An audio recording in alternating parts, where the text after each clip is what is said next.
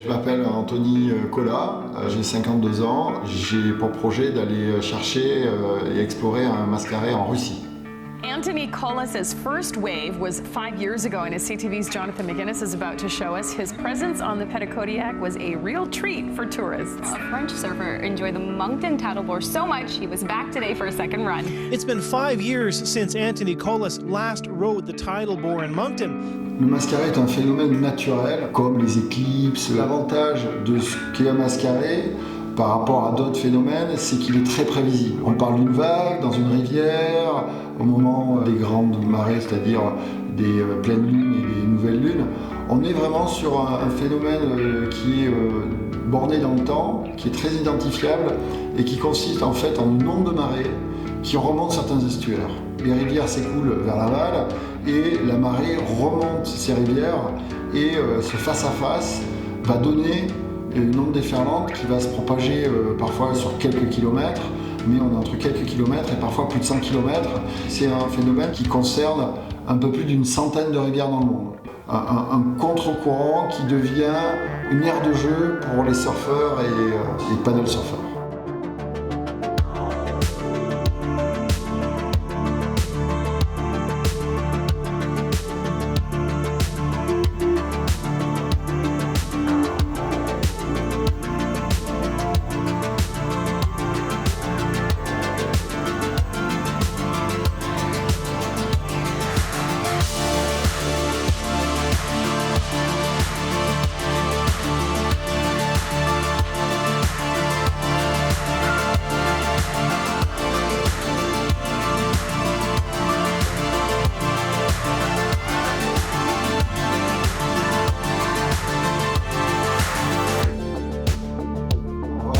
Jours pour arriver sur place et quelques jours pour faire la chasse au mascaret, c'est-à-dire je pense entre 4 et 5 jours sur place à chercher l'horaire, le lieu et les différentes sections de déferlement. Voilà. Et puis après la même chose avec un retour sur Saint-Pétersbourg pour rentrer à la maison. Grâce au mascaret, je vais avoir la chance de pouvoir m'approcher de gens qui vivent comme ça dans des conditions sibériennes que j'aurais jamais pu imaginer sans avoir cet alibi du mascaret pour aller sur place. Alors après, on peut avoir des types de vagues qu'on n'a jamais rencontrés, donc ça peut être aussi une surprise, on va dire un peu spécifique mascaret, voilà. Et puis après, ça peut être les galères qui peuvent partir en sucette, voilà. Et le partir en sucette, il est intrinsèque au voyage et c'est là où on voit sa capacité à supporter la douleur, l'imprévu. Compte tenu du contexte russe, moi je m'attends à quelque chose de nouveau. La Russie pour moi c'est tout ça à la fois, c'est beaucoup d'inconnus et beaucoup de mystères, mais une énorme envie d'y aller. Cette collecte de fonds va permettre vraiment de faire face aux impératifs de financement de 15 jours sur place.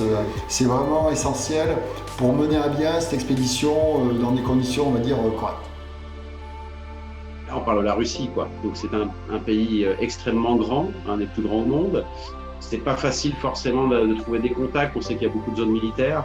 Donc c'est vraiment une grosse aventure d'aller partir sur une expédition en Russie. Et je sais qu'Anthony va trouver le mascaret russe, le premier, c'est sûr. Encore une fois, là on est dans le search, on est dans la recherche de quelque chose qui n'a jamais été fait. Le projet mascaret russe, Anthony, il a tellement d'idées, tellement de projets, tu vois, qu'il va lâcher petit à petit. Il entend parler d'une goutte d'eau dans une rivière. Il va aller voir si cette goutte d'eau s'est transformée dans une vague ou pas. Il a un peu cette envie d'aller chercher des vagues, de voir si des vagues existent à des endroits vraiment, vraiment improbables. Et qu'il y a toute une histoire autour. Des fois, tu casses des mythes comme en Chine, que les gens pensaient que c'était un dragon qui était sous l'eau, et qui, dans d'autres endroits aussi, que c'était d'autres mythes et que les gens ne veulent pas que tu ailles dans l'eau parce qu'ils ont peur. En Indonésie, ils pensaient que c'était un fantôme parce que les gens ils disparaissaient, après ils ne trouvaient plus personne. Donc. Et de voir s'ils arrivent à trouver et puis aussi à scorer la vague, quoi, parce qu'on peut le trouver, le mascaret, mais il peut passer devant le nez ou dans la rivière d'à côté, etc. Anthony se trompe assez rarement. Il fait beaucoup de recherches en amont. Là, il va falloir aussi défricher les différents bras de l'embouchure et voir là où où l'onde se focalise le mieux.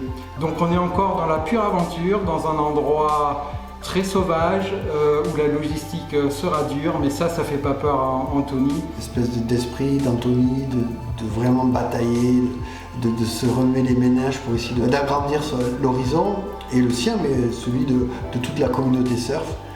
Toujours un esprit de partage. Tout ce qui va ramener en termes de connaissances, en termes d'images, en termes d'histoire, vraiment il faut lui donner un élan pour qu'il puisse aller au bout du rêve. Hi Anthony, I have good news.